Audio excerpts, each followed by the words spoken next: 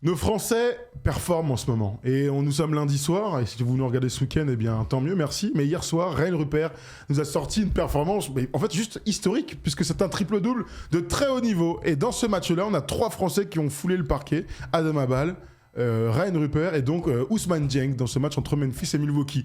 On était obligé quand même de parler de ça parce qu'il y a Maxime Reynaud aussi qui performe et il y a nos OG qui sont toujours là. Évidemment, toujours Victor est dans l'esprit de tout le monde. Raconte-moi un petit peu, on s'est levé le matin, on a vu la perf de Ryan, on a regardé le match, on s'est dit mais attends, c'est un truc de ouf. Ça fait kiffer. 25 points à la mi-temps déjà pour Ryan, donc il était parti sur les chapeaux de roue.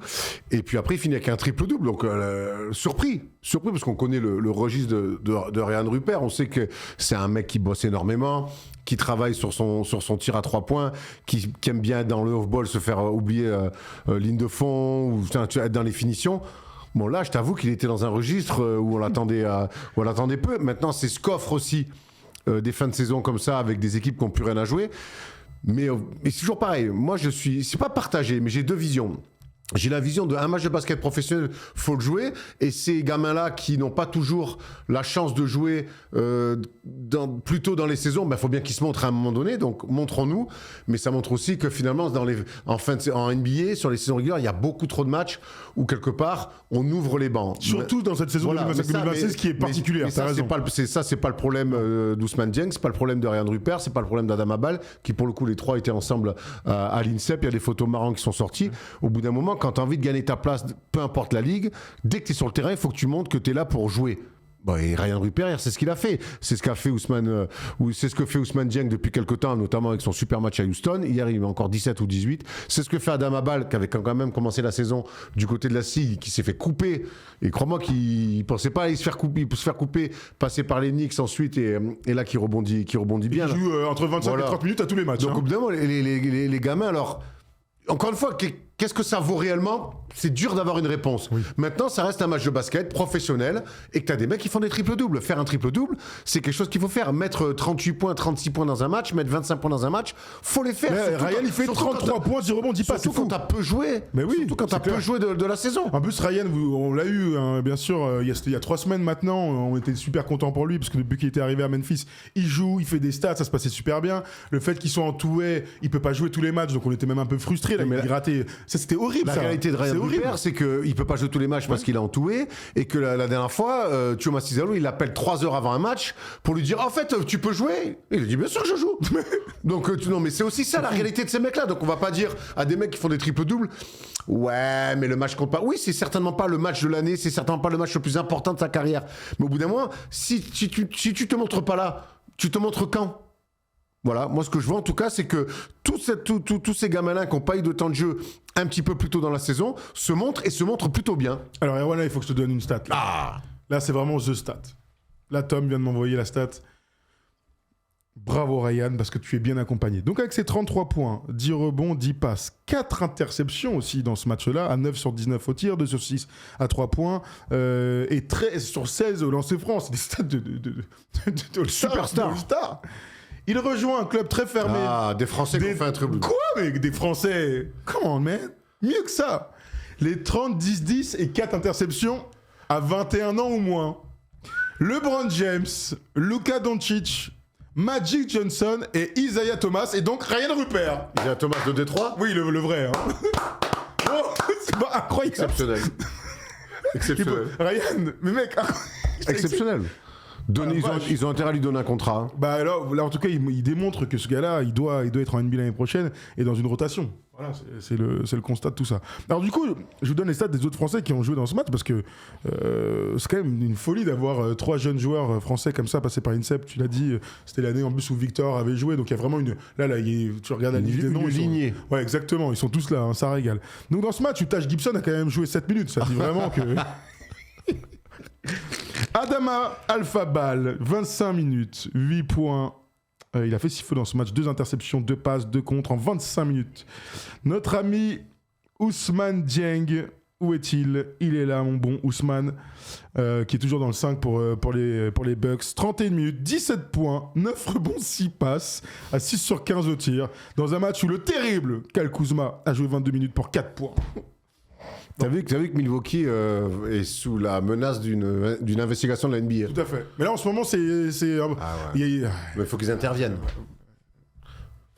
Là, cette fin de saison régulière, c'est la pire. Enfin, on a déjà parlé ensemble, d'ailleurs c'était lundi dernier qu'on en a parlé, parce que vous vous souvenez, on a parlé des 32 équipes, donc il y a 2 nouvelles équipes qui vont arriver. À un moment donné, il va y avoir un souci, là, il y a trop de mauvais matchs. Hein. Là, ça fait 3 semaines qu'il y a un mauvais match. La moitié de la ligue qui tank, hein, c'est pas possible. Ben ouais, on est d'accord, donc catastrophique.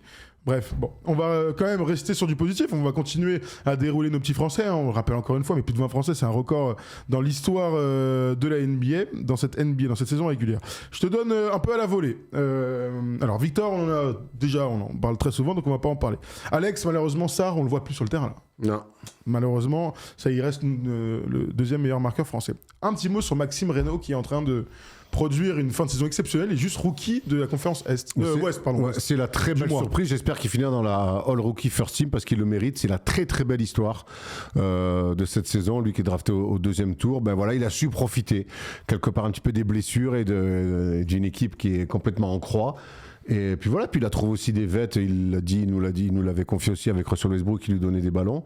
J'ai l'impression que même si l'équipe est dramatique, j'ai l'impression que c'est sain là-bas et que les anciens sont plutôt proches des jeunes. Il en a profité. Après, on sait que c'est un mec intelligent, un mec smart. Il s'est dit, oula, cette situation-là, il faut que j'en tire mon avantage. Et je pense que là, avec cette saison-là, il va s'installer dans la ligue. Ouais. Il y a tout pour, hein, notamment le dernier match, là, c'était il y a quelques jours maintenant face aux Pelicans. Une victoire des Kings, hein, déjà, importante. Il fait 28 points, 9 rebonds, 4 passes, le mec. Il fait des chantiers, quoi. Il fait pas 12 ou 13, tu vois. Mais de toute façon, c'est simple. Regarde, je te donne ses meilleurs matchs cette saison. Franchement, c'est fou. 32 points, 9 rebonds. C'était contre les Spurs. Bah oui, vous vous en souvenez, il y a quelques temps. 30 points contre Philly. 29 points, 28 points, 26, 25. Attends, il y a tellement de matchs à plus de 20 points, là, en fait. Il y en a combien, là? C'est un truc de ouf. Il a 11 matchs à au-dessus des 20 points dans le match. Il est à combien, là, sur la saison? Il a 12 points par match. Ça a commencé. Il est à 12 points et 7,5 rebonds. Oui, mais parce que les premiers mois, c'était slow. Hein. Je pense que si tu prends depuis 2-3 mois, il doit être plus proche des 17-18. Hein. Mais oui, je peux le faire, Erwan, si tu es gentil. Regarde. Si je te prends sur les... Allez, on va dire quoi? On va dire... qu'est-ce que je peux te prendre? Fais voir. Je te prends à la volée, là, depuis... Allez, les 15 derniers matchs, on va dire. J'aurais pu prendre plus, peut-être. Je vois un 16 points et 10 rebonds. Voilà, moi, il est plus proche de sa valeur, il est plus proche de ça que des 12 points, je te le dis direct. Hein. Incroyable. Ça, alors, Maxime Reynaud, magnifique. Je suis le meilleur big man de cette draft. Tu l'as vu passer. Alors, tout le monde a regardé Derrick Queen, hein, qui avait commencé très très fort avec les Pels et qui s'est complètement ratatiné, hein, au point que Yves Missy, maintenant, joue beaucoup plus.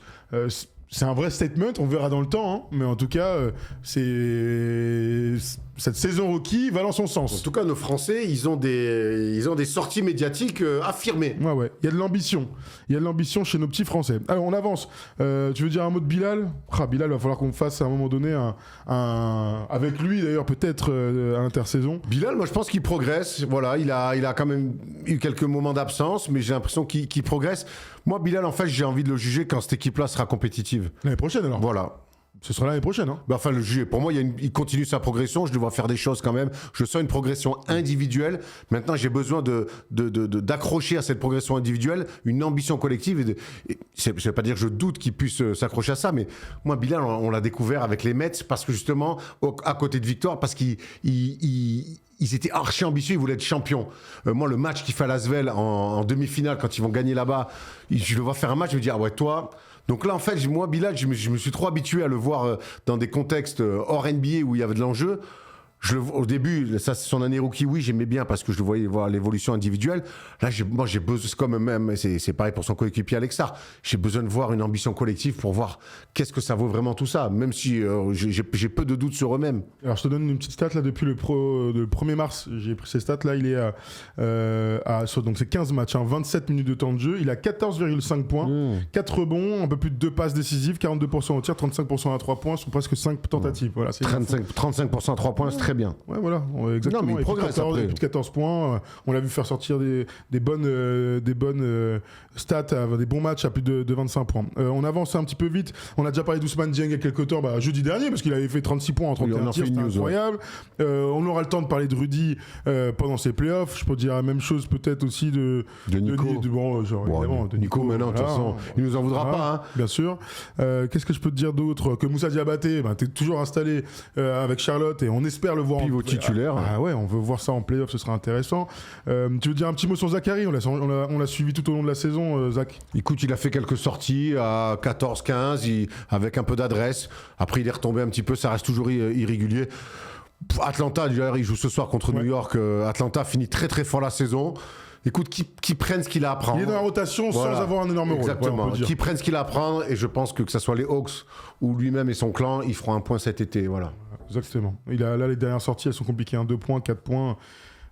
C'est dans ces 2 matchs là, face à Orlando et face à Brooklyn, mais bon, c'est des victoires, t'as raison, hein. Ce qui compte, c'est aussi d'être dans des groupes qui gagnent. Atlanta finit très très très très fort. Et ce sera quand tu dis poil à gratter, là on est en plein dedans, dans la conférence Est, ça va être passionnant à suivre. Allez, j'avance rapidement. Tidiane Salin, ça fait longtemps qu'on l'a pas vu jouer au basket. Sidi Sissoko est toujours installé dans la rotation de Portland, qui va jouer le play-in. Noah Penda à Orlando, qui on n'a pas dit, Modiawara, on peut dire la même chose, hein, bien sûr, qui est installé parmi les mecs importants du banc.